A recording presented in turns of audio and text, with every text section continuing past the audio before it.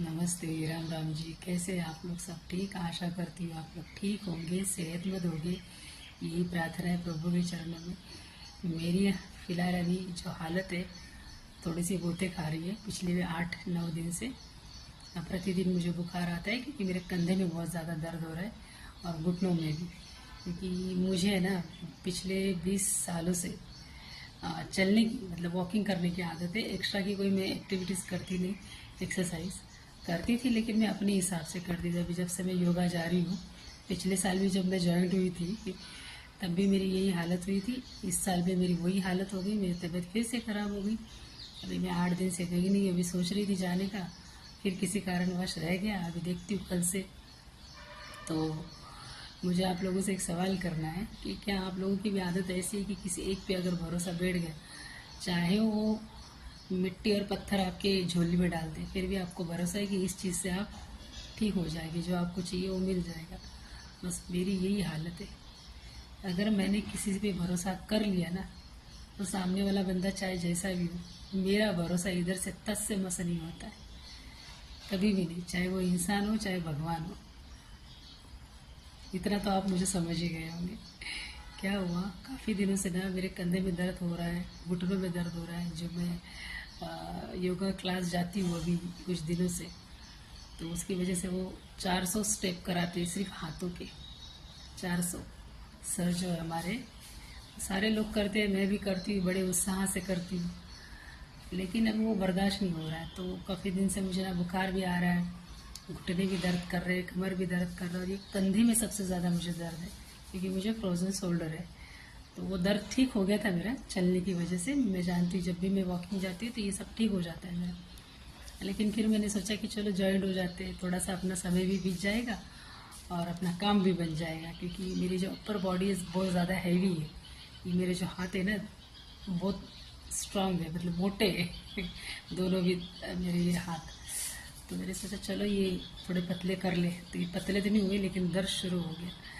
तो 8 दिन से जो है मैं सफ़र कर रही हूँ सब चीज़ों के साथ में। तो कल फाइनली मैंने सोचा कि चलो डॉक्टर के पास जाके आते, क्योंकि ये दर्द ऐसे ठीक नहीं होगा।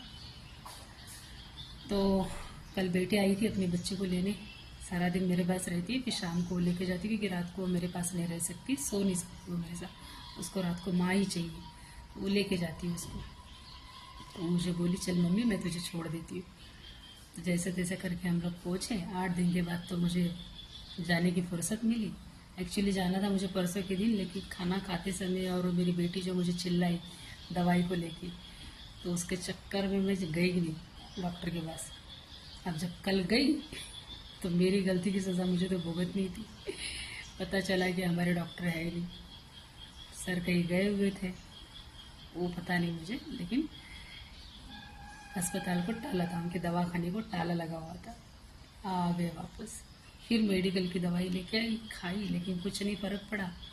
क्यों नहीं पड़ा पता है? क्योंकि जो मेरे डॉक्टर है, श्रीकांत शिंदे उनका नाम है। इतने अच्छे डॉक्टर है, इतने प्यारे डॉक्टर है ना, कि उनको देख के ही इंसान ठीक हो जाएगा। 16 साल की थी ना तब से मैं जाती हूँ उनके पास।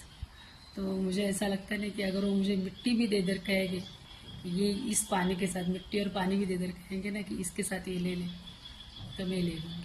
मैं पहली ऐसी इंसान हूँ जो मैं अपने डॉक्टरों के लिए दुआ मांगती हूँ कि उनके पहले मुझे मौत आए, लेकिन वो सही सलामत रहे। मायके में भी जिस डॉक्टर के पास जाती हूँ उनके लिए भी, इनके लिए भी। और एक मेरी गायकोनर्स जो लेडीज़ के जितने भी प्रॉब्लम होते हैं, उनकी डॉक्टर है सहयोगिता पाटिल, वो लेडीज़ है। तो उनके लिए, तीनों के लिए मैं प्रतिदिन दुआ मांगती हूँ कि इनको ज़िंदगी इतनी मिले जब तक मैं हूँ, उनके पहले मुझे मौत आए लेकिन उनको नहीं आए। बस। सुना है आपने कहीं ऐसा? ये मैं हूँ। क्योंकि इन तीनों के अलावा मैं किसी डॉक्टर के पास नहीं जाती। कल रात को बेटी बोल भी रही थी कि जल्दी से एक डॉक्टर है उसके पास, बोले मुझे नहीं जाना है उनके पास, मुझे इन्हीं के पास जाना है। फिर घर आए तो मैंने कहा कि सर को फ़ोन कर। तो जब भी अपने डॉक्टर को फ़ोन करती ना, तो बेचारे मेरा फ़ोन उठाते और उनको पता है ये बेवकूफ़ है, ये हमारे सिवा कहीं नहीं जाएगी। तो फ़ोन किया लेकिन सर शायद बिज़ी थे तो उन्होंने फ़ोन नहीं उठाया। तो मेरी बेटी बोली सर फ़ोन नहीं उठा रहे। मेरी वीडियो देखते हुए था आपको मेरे डॉक्टर। वो अभी मुझे कुछ ना कुछ ज़रूर बोलेंगे जब मैं जाऊंगी डॉक्टर के पास।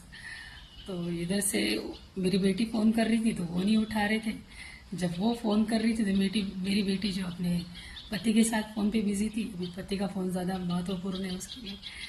तो ये सब सिलसिला थोड़ी देर चलता रहा, बाद में दोनों भी थक गए। सर ने भी फ़ोन करना बंद कर दिया और इसने भी कर दिया बंद।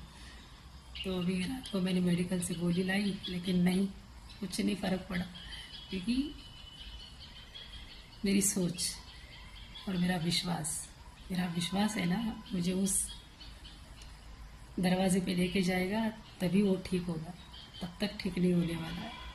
और ये मेरे डॉक्टर अच्छी तरह से जानते हैं। वो 1 साल पहले वो अपने बेटे के पास गए थे लंदन, तो 1.5-2 महीना वो आई नहीं थी।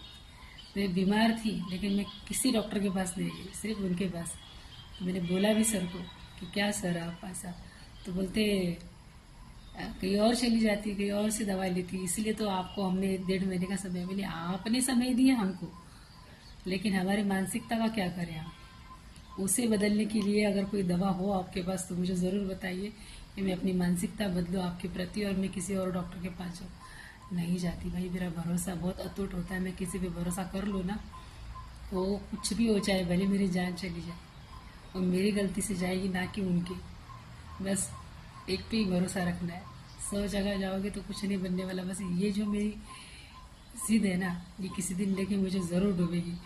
तो ज़रूर मुझे कमेंट में बताइए, क्या आप लोग भी ऐसे एक ही पे भरोसा करके चलते हो?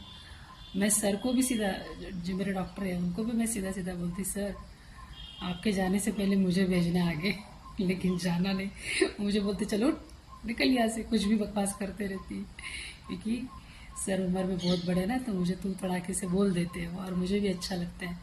तो अभी ये वीडियो देखेंगे ना तो ज़रूर मुझे कुछ बोले, मुझे हमेशा मेरी तारीफ करते रहते। मैं बोली क्या सर, आपको रियल लाइफ मालूम है? तो रियल लाइफ है, और उसमें कौन सी बड़ी बात है, कैमरा चालू करो। मुझे बोलते फिर भी इतनी हिम्मत कि कैमरे के सामने बोलना, ये हर किसी की बस की बात नहीं। ऐसे मेरी तारीफ भी करते हो कभी कभी। तो ये जो जितने भी मेरे तीनों डॉक्टर हैं, इनके सर पे, इनके चरणों में मैं अपनी सर झुका देती हूँ और मैं ठीक हो जाती हूँ। बस ज़रूर कमेंट में बताइए कि आप लोग मेरे जैसे हो। जय सिया राम।